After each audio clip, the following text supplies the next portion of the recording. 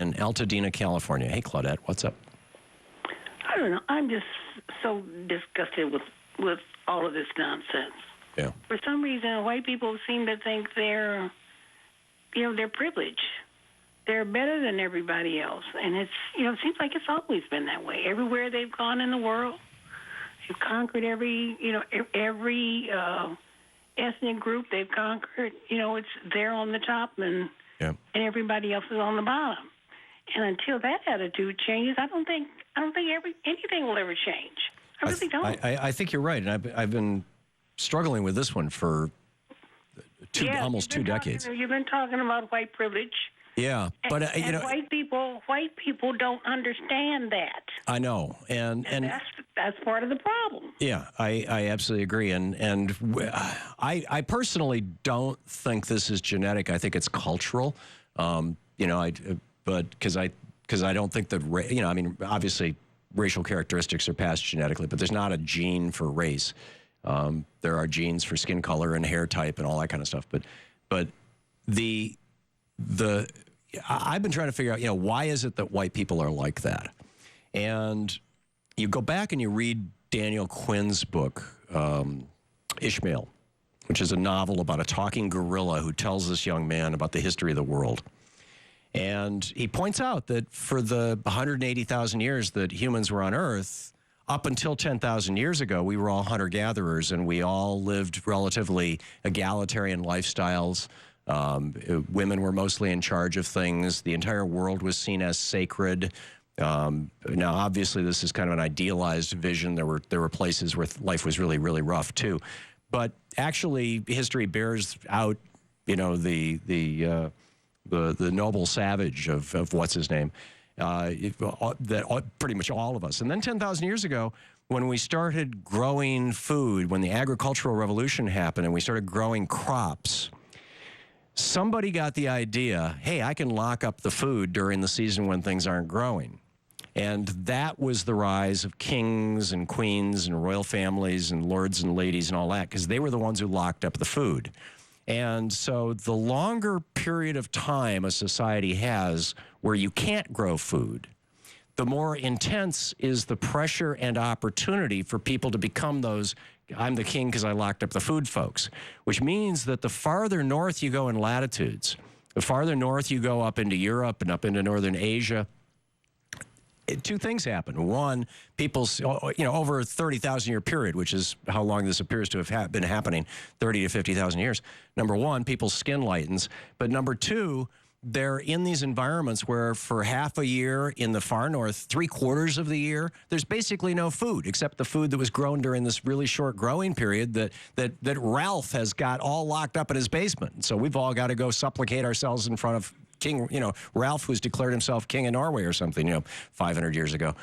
And this lock up the food, and nowadays, oil and money you could substitute them for food in this equation, right? In order to live now, you not only have to have food, you have to have transportation, and our food comes from oil and all these kind of things. And so this has been a part of white culture since the beginning of agriculture, whereas people who live on the equator, which is where people tend to have darker skin, you can grow year-round. So there's much less kingdom making. Does this make sense, Claudette? Yes, it does. And I think that might be the original sin. And in fact, I think that if you read the book of Genesis, there's 2 creation stories in Genesis. And I believe one was written by a hunter-gatherer tribe, and the other was written by an agricultural farmer tribe. Because one of those creation stories warns against growing things, and it's the one of where Cain and Abel, and Abel was the herder. He was just herding sheep and things. He was not growing things. He was not part of the agricultural revolution, and his brother Cain was the farmer. And right. They bring their, Abel slaughters a lamb, and Cain cuts up a bunch of vegetables, and they put them in front of God, and God disses Cain's vegetables and says, I don't like your vegetables. And so Cain kills Abel because of that. Well, what was the meaning of that? Why would God say that? There are a lot of really serious scholars who suggest that, stories are told by metaphor in the Bible, that what that means is God doesn't approve of growing things. The agricultural revolution was a mistake. We should have stayed as hunter-gatherers, and you know, we could develop technology in other ways, but you know, we should have had these more egalitarian societies, because when you go to agricultural societies, and particularly as you start going into the climates where there's no food production for part of the year, you are creating a situation where you're going to end up with an overclass and an underclass. I agree. What do you think? Wholeheartedly. Yeah, so that's what we need to work on. That's the best theory that I can come up with. But you know, I don't think anybody's going to go, oh yeah, let's roll back 10,000 years of world history. You know, roll back but you know.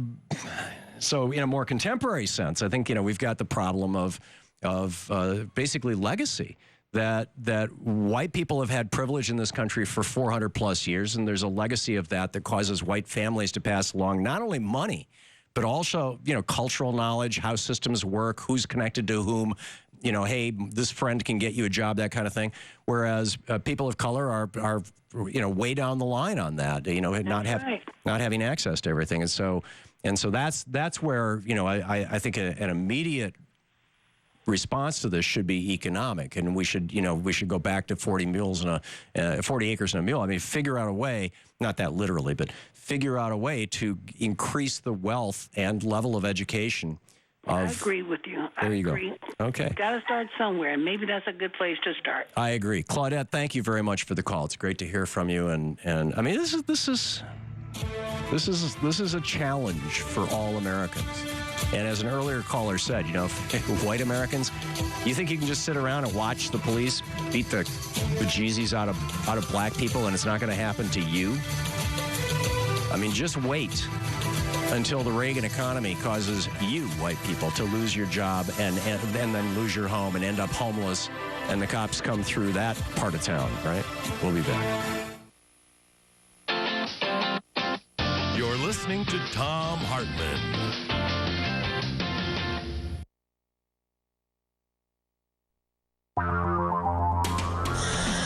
Linden, Michigan. Hey, Bob, what's up?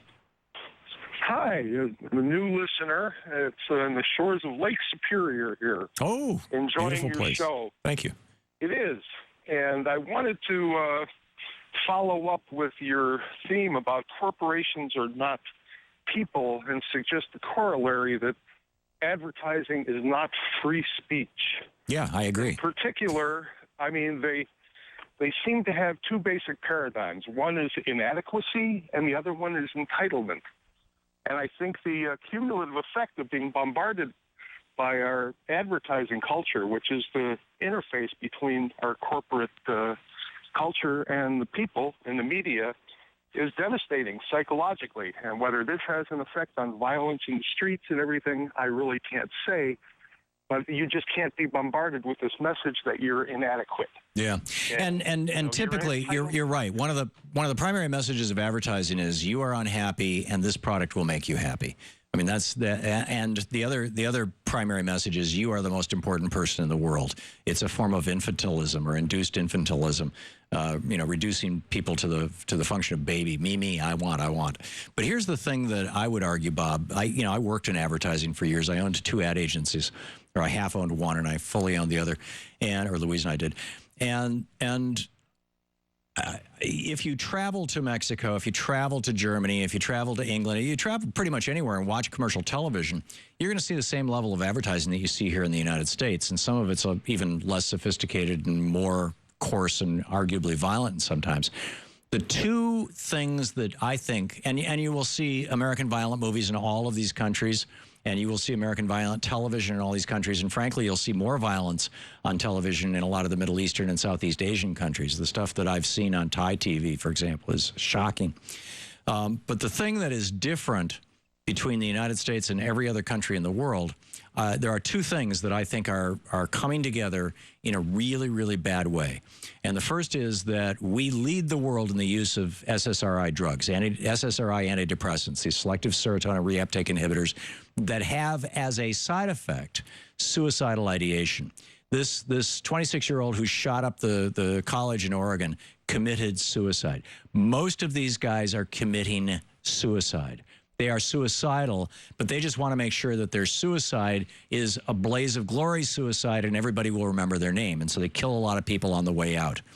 if they're taking SSRI drugs, I think that the SSRI drugs are largely responsible for this. And Peter Breggin has been saying this for years and years and years. We should get him back on the show. And you know, but it's not a secret. I mean, the labels say, you know, they're black labeled. Beware of suicide. Okay, number one. And number two, so we're 5% of the world's population. We use 50% of the world's pharmaceuticals, and we probably use more like 70% of the world's antidepressants. Number one.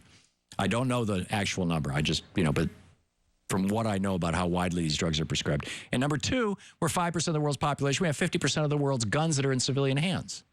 You put guns together with drugs, SSRI drugs, that cause people to A, feel suicidal, and B, feel disconnected from other people to the point that they view other people, essentially the way a sociopath does, as objects rather than as humans, because it numbs us, which is how it's supposed to, quote, treat depression. You put those two things together, and again, go back and look at most of your mass shootings, most of your school shootings, where we can find out whether or not a person was taking drugs, and usually it's a very tightly controlled secret, but where we can find it, the vast majority of the time we find that they're taking an SSRI drug. So I think that's the really deadly combination. Bob, thank you very much for the call. You're listening to Thom Hartmann.